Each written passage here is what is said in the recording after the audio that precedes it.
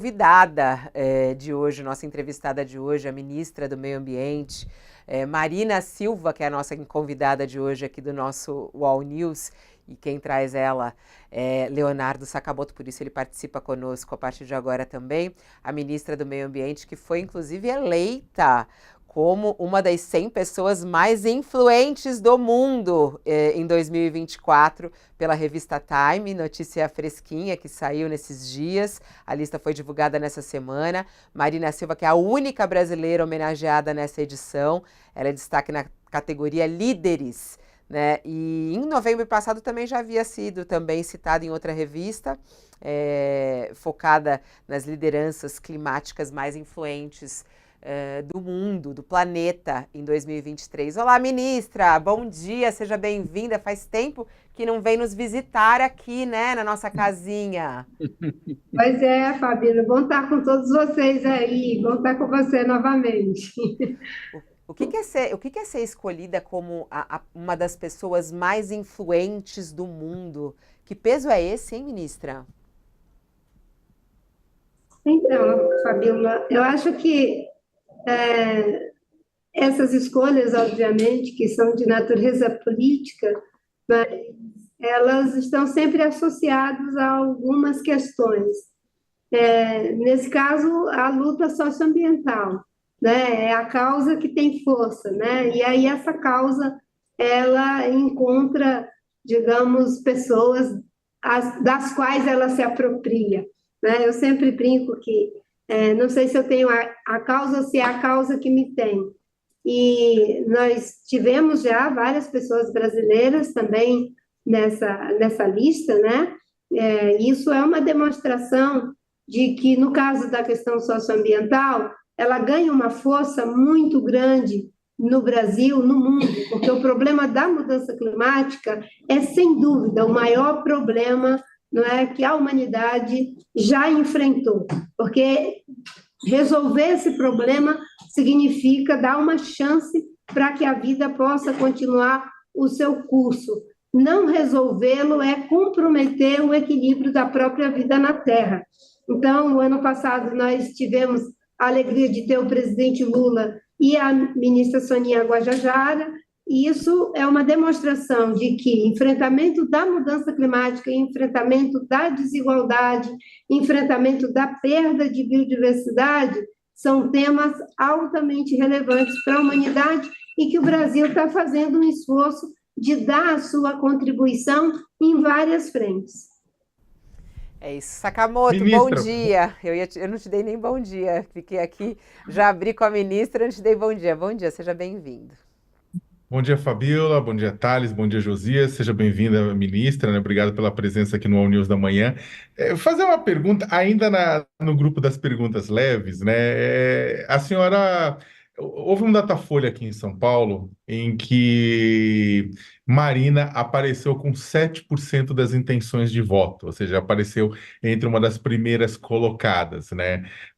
Existe uma candidata, né, uma pré-candidata do Partido Novo, né, Marina Helena, né? Só que exatamente por conta do tamanho do Partido Novo em São Paulo, que é menor, ter obtido um número menor de votos, a própria análise do Datafolha é que houve uma confusão, que tinha muito eleitor querendo votar na senhora para a prefeitura de São Paulo e achava que a senhora estava concorrendo. Como é que a senhora viu esse número do Datafolha, partindo de 7% aqui em São Paulo? Bem, primeiro tem as análises, né, Sakamoto? Bom falar com você. Tem as análises que vêm sendo feitas pelos especialistas, né, de que possivelmente possa estar tendo essa confusão de nomes, né? São Paulo tem muitas marinas na política, só na rede nós temos três marinas, eu, a Marina Elô, a Marina Bragante, né? Então tem um compêndio de marinas. Mas, obviamente que, enfim, cada um tem seu espaço, mas aí em São Paulo eu me sinto muito honrada de sempre ter uma acolhida muito grande por parte de um segmento da sociedade. Não por acaso essa eleição para deputada federal, e durante a campanha que eu tive a honra de ser convidada pelo ministro Fernando Haddad para ser sua vice, as pesquisas internas que ele me mostrou dava conta de que quando nós figurávamos juntos, né, ele como candidato a governador e eu como candidata a vice, isso acrescentava algo em torno de 4 pontos naquele contexto já da disputa em São Paulo.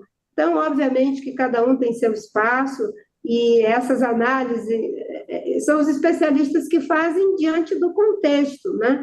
Eu fui candidata a presidente 3 vezes, candidata a deputada federal por São Paulo, então, obviamente que tem esse espaço. Mas na democracia todo mundo vai construindo os seus espaços, né? Você sabe que eu estou à rede, na verdade, e eu sou da rede, nós estamos apoiando a candidatura do Guilherme Boulos, porque eu entendo que ele é a melhor alternativa para São Paulo nesse momento, a pré-candidatura, na verdade.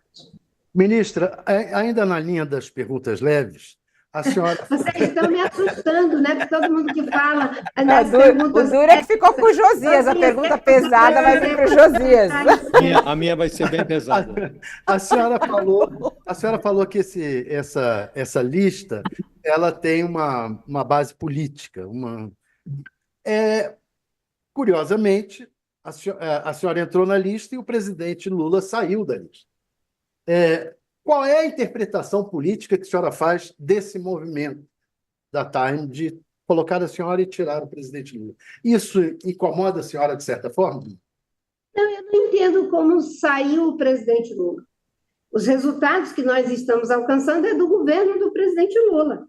Eu entendo isso como um contínuo, né? O ano passado, inclusive, era uma expectativa de que o governo repusesse as políticas ambientais, repusesse as políticas sociais, e ter o presidente Lula, a ministra Soninha Guajajara, não é uma continuidade do processo. Isso só mostra que a decisão do governo de priorizar a questão da mudança climática, de priorizar a questão do desmatamento zero, né, e está conseguindo resultados práticos, né, faz com que tenha o reconhecimento para a política. Eu não vejo como entra e sai, né? O ano que vem vamos ter outras pessoas, outras lideranças, né? Essa indicação não funciona como entra e sai, ela funciona como o retrato de um momento. Naquele momento, você tem algo que faz com que você esteja ali naquela lista, né? E o presidente Lula, com certeza, né, vai entrar muitas vezes nessa lista, e isso não é tira fulano e põe ciclano, não. No caso do governo, é a continuidade do reconhecimento do acerto das políticas ambientais, das políticas sociais e do enfrentamento que se está fazendo a temas muito complexos, como é o caso da mudança climática. Ministra, esse reconhecimento externo expressado nessa relação da revista Times e outras manifestações de apreço que a senhora recebe fora do país, às vezes dá a impressão de que o seu prestígio externo é maior do que o prestígio interno. Por que digo isso? Porque há uma certa dificuldade do governo em traduzir a prioridade ambiental em providências práticas, não é? Um desapreço monetário, porque o orçamento da área é pequeno, um desapreço em relação a posições técnicas do IBAMA relacionadas àquela exploração do petróleo lá na foz do Amazonas. Agora mesmo, os funcionários da sua pasta estão aí envolvidos numa reivindicação salarial que o governo demora a prestar atenção. Não lhe parece que, por vezes, fica essa sensação de que a forma como o governo encara a questão ambiental, ela parece mais retórica do que prática? Há resultados, a senhora diz, e de fato tivemos uma redução expressiva de desmatamento, tudo isso, mas não lhe parece que é preciso dar um salto? Seria necessário dar um salto nessa matéria? Olha, Josias, eu tenho que ser muito justa. Nós estamos vivendo restrições orçamentárias que estão afetando todas as pastas, todos os ministérios estão sendo afetados. Nós tivemos agora, alguns dias atrás, mais um corte. Qual foi a decisão do governo do presidente Lula? Os ministérios do Meio Ambiente, Ministério dos Direitos Humanos, Ministério dos Povos Indígenas, dessa vez não sofrerão corte. Isso é uma prioridade. Quando o presidente Lula, nos primeiros decretos que assinou, 10 decretos, Josias, 5 foram da área ambiental, repondo política. Quando o governo decide lançar, né, títulos soberanos para captar recursos para o Fundo Clima, que saiu de uma média histórica de 400 milhões para conseguir 10 bilhões em recursos para investimento em planos de desenvolvimento sustentável, isso é a prioridade do governo. E mais ainda, o PPA que foi feito 2024, 2027, dos 88 programas, 50 programas têm ações de sustentabilidade que são ações robustas. Quando o ministro da Fazenda cria um fundo para enfrentar os problemas de natureza, enfim, das variações fiscais, para ajudar na captação de recursos para a área ambiental, né, a retomada do Fundo Amazônia, os planos de prevenção e controle do desmatamento, não só para a Amazônia, para o Cerrado, para a Caatinga, para a Mata Atlântica, para o Pantanal e para o Pampa, isso é a valorização da política ambiental. E quando o presidente Lula, na COP, né, lá em Dubai, ele faz uma afirmação corajosa para um país que é produtor de petróleo, dizendo que nós temos que fazer a transição do uso de combustível fóssil para renovável. E agora, né, eu tive com ele lá na Colômbia, e o acordo que foi feito foi investir em biocombustível e investir em hidrogênio verde. Isso é a priorização da agenda ambiental. Que antes eu sempre dizia, e você sabe disso, né? Há 20 anos atrás eu dizia, a política ambiental tem que ser transversal e não setorial. Agora eu percebo que ela está cada vez mais setorial. Por quê? Está cada vez mais transversal. Por quê? Porque os 88 programas, 50 têm questões de sustentabilidade. O ministro Fernando Haddad fez o plano de transformação ecológica, junto comigo e outros setores, é um plano robusto e que começa a ser implementado. E mais ainda, quando o ministro ficou com Covid, né, e veio a ministra, que equivale à ministra de Fazenda e Economia dos Estados Unidos, né, ele me pediu para que eu representasse no debate com a ministra dos Estados Unidos. O presidente Lula foi para uma conversa com o presidente Biden, que eu já acompanhei, né, pela segunda vez nessas conversas. A maior parte do tempo são estratégias sobre questão de natureza ambiental. Na China, o único adendo que foi feito com o acordo quadro Brasil e China foi para incluir a questão climática. Então, eu posso te dizer aqui, por uma questão de justiça, né, que é uma prioridade, não apenas retórica, conseguir reduzir desmatamento em 50% no ano passado, esses primeiros 3 meses já reduzimos 40%, a ministra Esté tem o tempo todo, nós temos dialogado com os servidores, já temos avanços que são significativos, conseguimos o concurso, o Ministério já vai internalizar os concursados do Ministério, já teremos concurso esse ano ainda, se Deus quiser, para o IBAMA e para o ICMBio, e a ministra Esté já até adiantou a convocação dos que estavam na reserva para o IBAMA e para o ICMBio, no caso do IBAMA, cerca de 250 servidores, conseguimos antecipar do concurso cerca de 400 servidores que serão antecipados já nessa concursão que a ministra Esté fez, ou seja, o Congresso e a realidade fiscal do Brasil às vezes nos impede, mas já conversei com a ministra Tebet, com o ministro Fernando Haddad, com a ministra Esté e com o próprio ministro Rui, para que a gente faça a reposição dos cortes para ações estratégicas, para que não falte para o enfrentamento do desmatamento, a questão indígena e a questão dos incêndios. Ministra, tem um ponto, contudo, e aí acho que colocar, a senhora falou uma série de ministros, né? E aí eu queria colocar mais um no meio, que é o ministro Alexandre Silveira.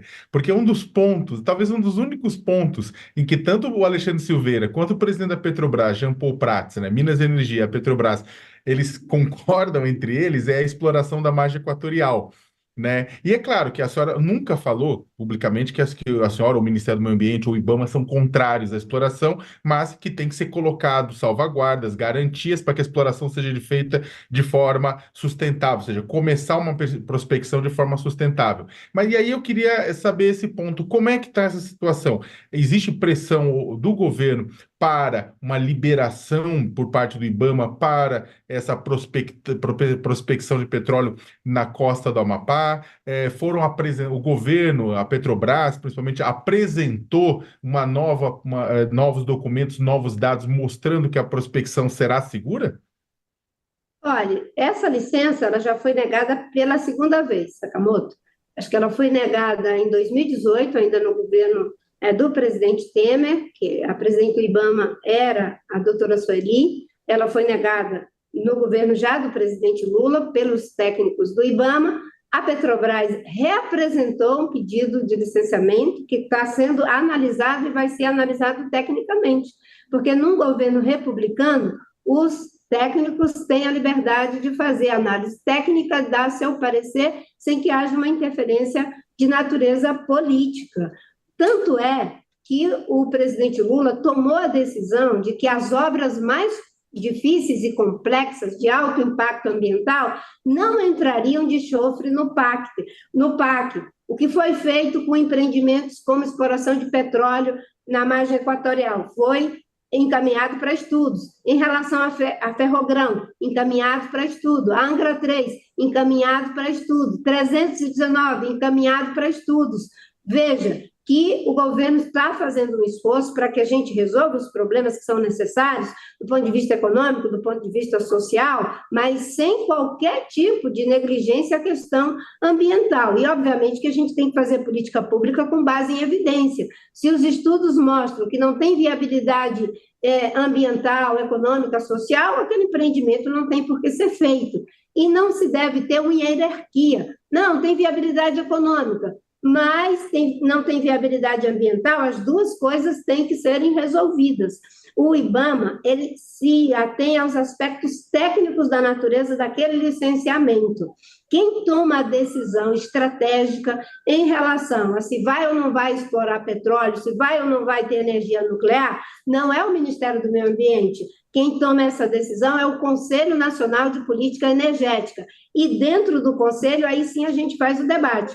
Um debate que eu tenho feito, que é público, que vocês todos conhecem, é que a Petrobras tem que ser cada vez mais uma empresa de geração de energia, e não apenas uma empresa de exploração de petróleo, porque o Brasil é um país que pode se posicionar estrategicamente com a oferta de energia limpa e renovável, de produtos que não sejam carbono intensivo, como o presidente Lula falou, né, lá no Japão, e falou recentemente. O Brasil tem que ser um grande exportador de sustentabilidade. O mundo não tem as mesmas facilidades que nós para mudar de fóssil para renovável. E o Brasil pode ser uma grande esperança em segurança energética sustentável, em segurança alimentar, de acordo com os princípios do que seria uma agricultura de baixo carbono.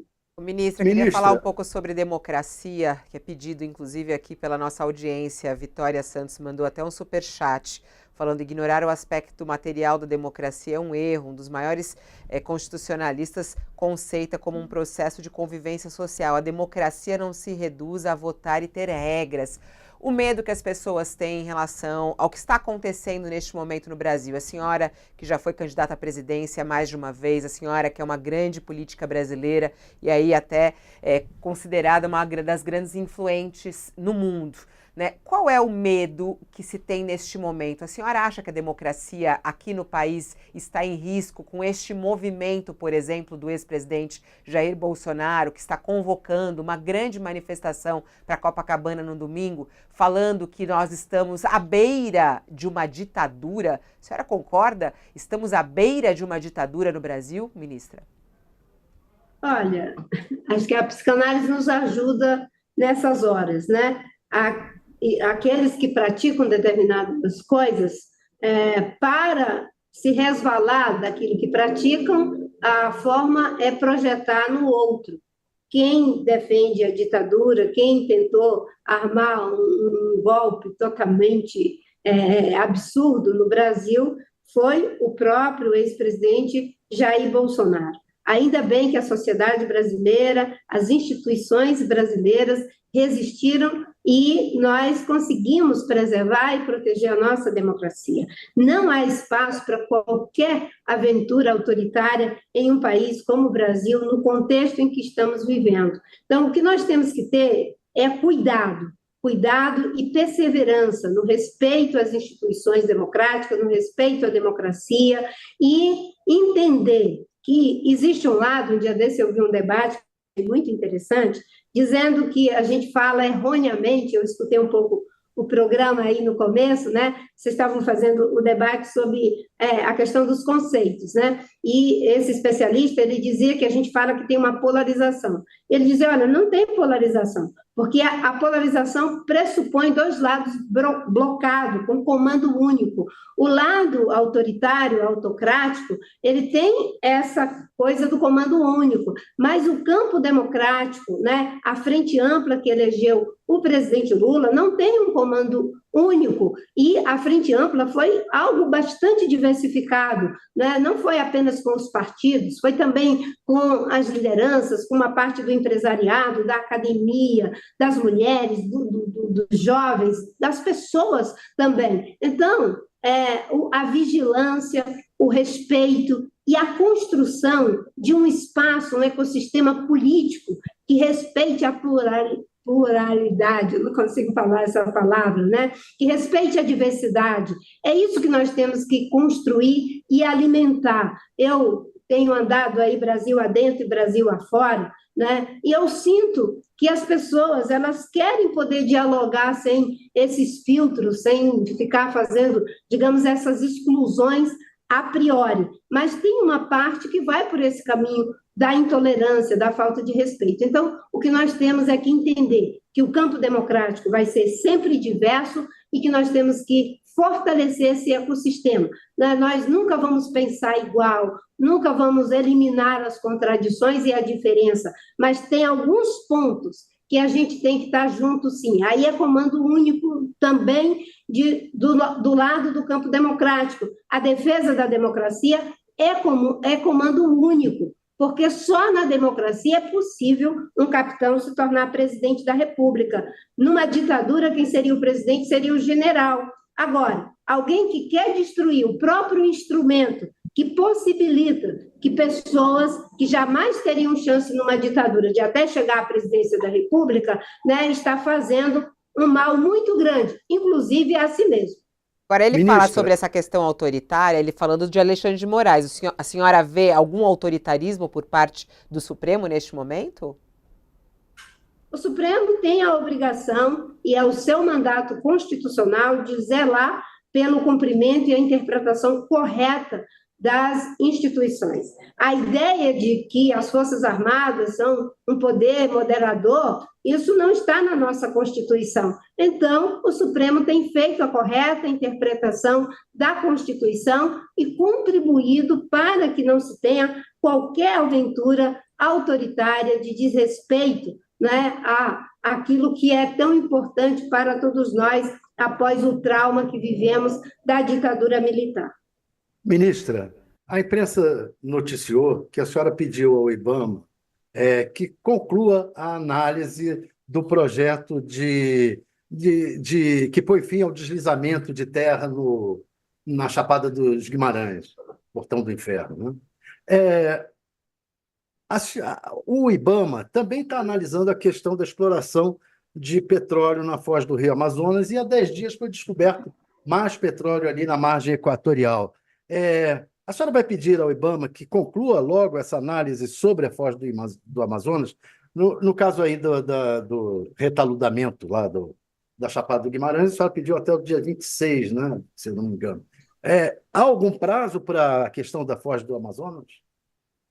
Olha, no caso da Foz do Amazônia é algo que é inteiramente a dinâmica do processo de licenciamento. Não existe essa de você chegar para os técnicos e ficar fazendo comandos políticos. O que se tem é sentido de prioridade.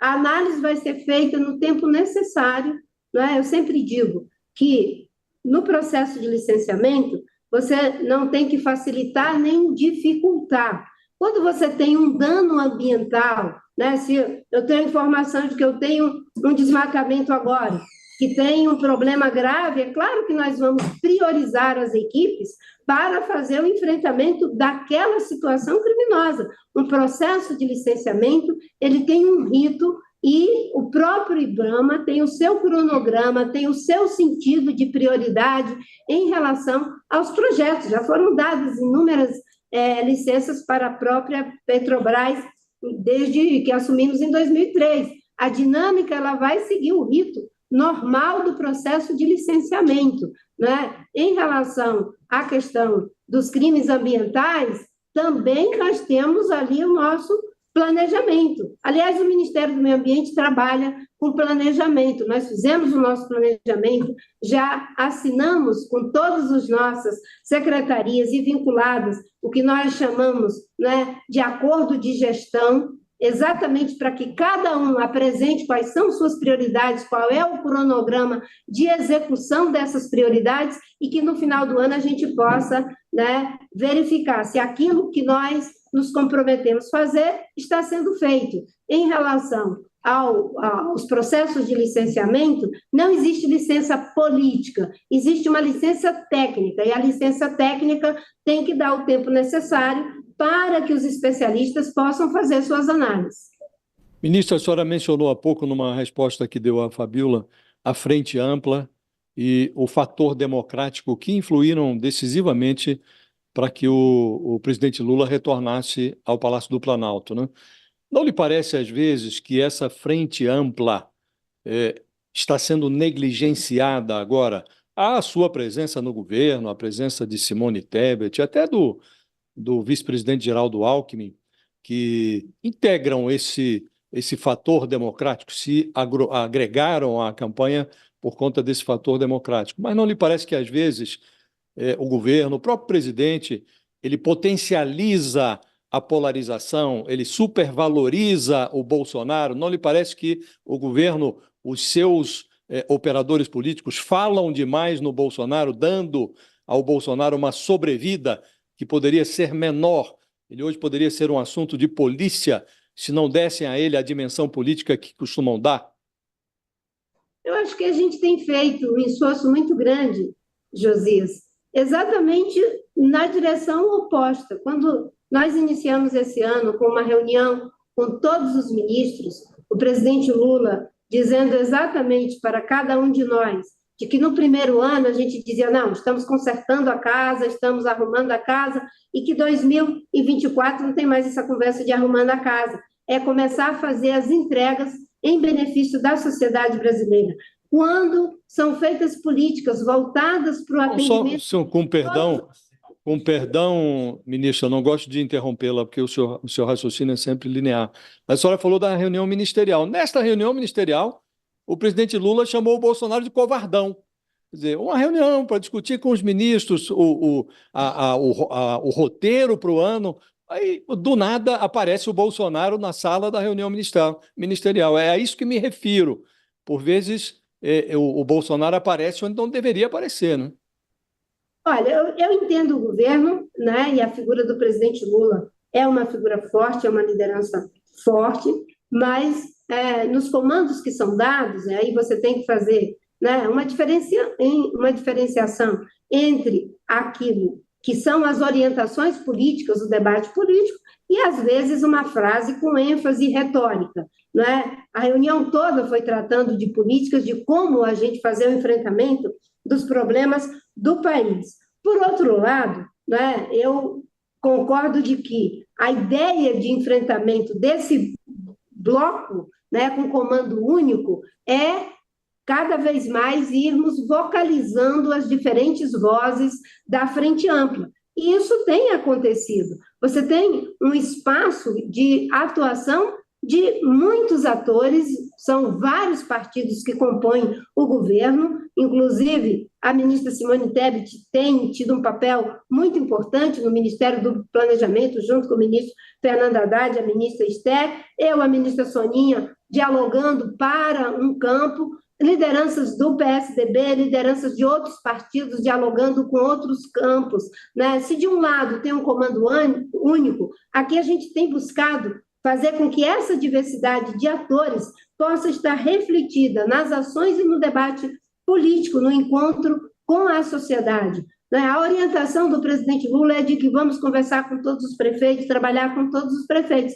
Eu mesma, por exemplo, né, eu vim para essa reunião, aí aparece o tema da manifestação do Bolsonaro. Eu não tenho como dizer para você, eu não vou falar sobre Bolsonaro nessa entrevista. Se vocês me perguntam, eu vou falar, né? Então, tem um debate que tenta tirar, sim, desse campo da polarização. A polarização, eu concordo com aquele especialista, só seria realmente, de fato, se os dois campos fossem blocados. Eles não são.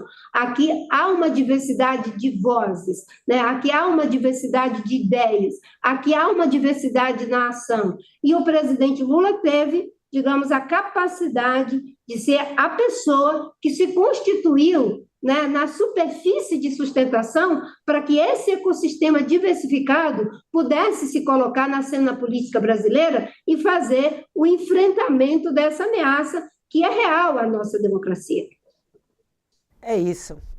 Olha, a gente tem que se despedir da ministra, porque ela tem uma agenda super apertada, disponibilizou aí um tempo para a gente até ultrapassou. Aliás, hoje eu imagino uma agenda intensa, né? Hoje é um dia especial, não é? 19 de abril, não é isso? Sim, uma data simbólica, né? Que se estabeleceu, antigamente era chamado Dia do Índio, né? Na verdade, é um dia em homenagem aos povos indígenas. Ontem tivemos a reunião do Conselho de Política Nacional dos Povos Indígenas, com a participação do presidente Lula, da ministra Soninha Guajajara, do ministro Lewandowski e da Joênia Yapchana, e várias lideranças do país inteiro fazendo debate ali direto com o presidente, a homologação de algumas terras indígenas e toda uma agenda de implementação das ações de desintrusão das terras indígenas brasileiras. Já até conseguimos a desintrusão da terra indígena Apitereua e estamos agora ainda trabalhando a Yanomami, mas também a Kayapó, a Munduruku e tantas outras. Ou seja, hoje é uma data simbólica, mas consideramos essa data como a abertura do Abril Indígena, que é todo o mês de abril para as ações e manifestações dos povos indígenas aqui em Brasília e no país inteiro. Eu queria lembrar disso, eu lembro muito da minha infância, né, ministra, como mudou isso, a tomada de consciência, né, o dia do índio, que a gente ia fantasiado para a escola, lembra disso? E as coisas mudaram, e até a discussão hoje em dia nas escolas sobre esse dia de alerta, de consciência, né, dia em uma homenagem a todos os povos indígenas. Muito bom estar conversando com a senhora aqui nesse dia. Um beijo, bom trabalho e até uma próxima oportunidade. Obrigada a vocês todos. Obrigado, ministro. Obrigada, Sakamoto, por trazer uma convidada especial aqui pra gente. Até a próxima.